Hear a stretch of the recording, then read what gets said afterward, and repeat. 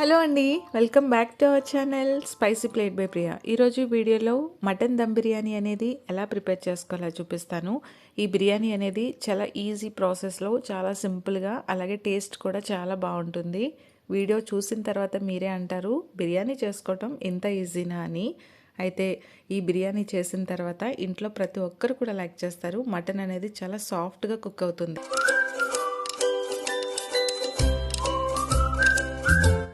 ముందుగా 1 కిలో మటన్ని నీట్గా వాష్ చేసి పక్కన పెట్టుకోవాలండి.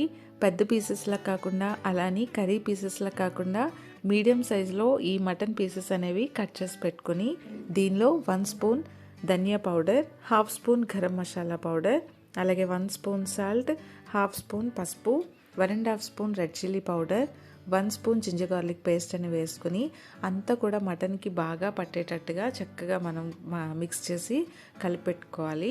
ఇప్పుడు దీనిలో హాఫ్ స్పూన్ నిమ్మ చెక్క అనేది మనం స్క్వీజ్ చేసి వేసుకోవాలండి. నిమ్మ చెక్క మీ దగ్గర రెడీగా లేకపోతే కనుక హాఫ్ స్పూన్ వెనిగర్ అయినా సరే యాడ్ చేసుకోండి.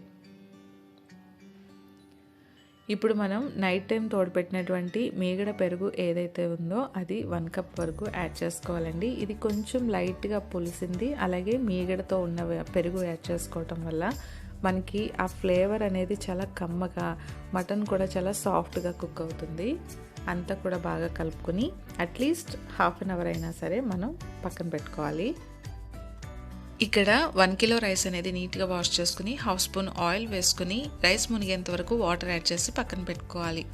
ఇప్పుడు స్టవ్ ఆన్ చేసి ప్యాన్ పెట్టుకుని బిర్యానీకి సరిపడగా ఆయిల్ అనేది వేసుకుని ఆయిల్ అంతా కూడా బాగా హీట్ అయిన తర్వాత చిన్నవి 2 దాల్చిన చెక్కలు, ఒక 6-7 ఇలాచీ, 4-5 లవంగాలు, హాఫ్ స్పూన్ షాయి జీరా, ఒక గుప్పెడు జీడిపప్పులు అనేవి వేసుకుని మంచి కలర్ వచ్చేంత వరకు ఫ్రై చేసుకోవాలి. 3 సన్నగా తరిగినటువంటి పెద్ద సైజు ఆనియన్స్ అనేవి కూడా వేసుకుని గోల్డెన్ బ్రౌన్ కలర్ వచ్చేంత వరకు ఆనియన్స్ అనేవి ఫ్రై చేసుకోవాలండి.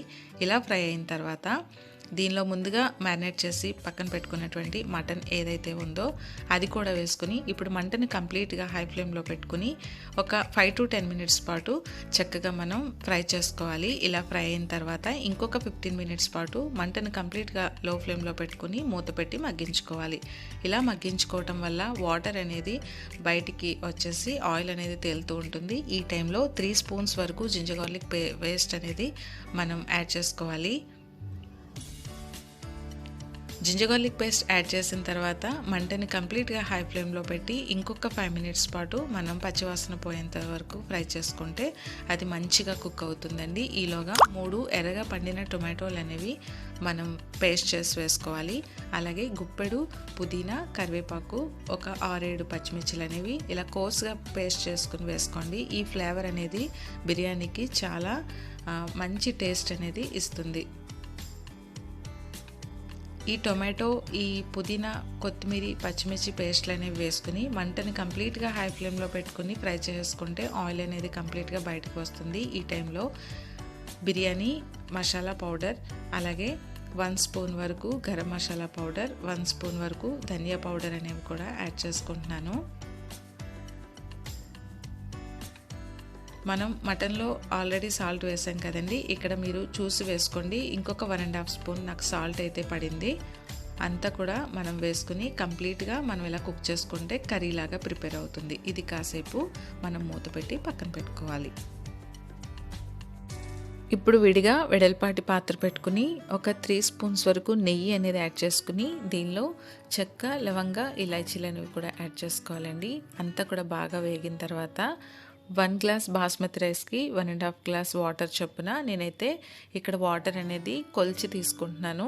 ఎక్కడ కూడా వాటర్ అనేది ఇక్కడ స్ట్రెయిన్ చేయనండి. కంప్లీట్గా ఈ వాటర్లోనే రైస్ అనేది కుక్ అయిపోతుంది. అలాగే హాఫ్ చెక్క లెమన్, 2 పచ్చిమిర్చి, సాల్ట్ అనేది కొంచెం సాల్టీగా తగిలేటట్టుగా ఈ వాటర్కి మనం అడ్జస్ట్ చేసి యాడ్ చేసుకోవాలి. రైస్ అంతా కూడా మనం ఇందులో యాడ్ చేసుకున్న తర్వాత చక్కగా కుక్ అయిపోతుంది. ఎక్కడ కూడా నేను వాటర్ అనేది స్ట్రెయిన్ చేయలేదు.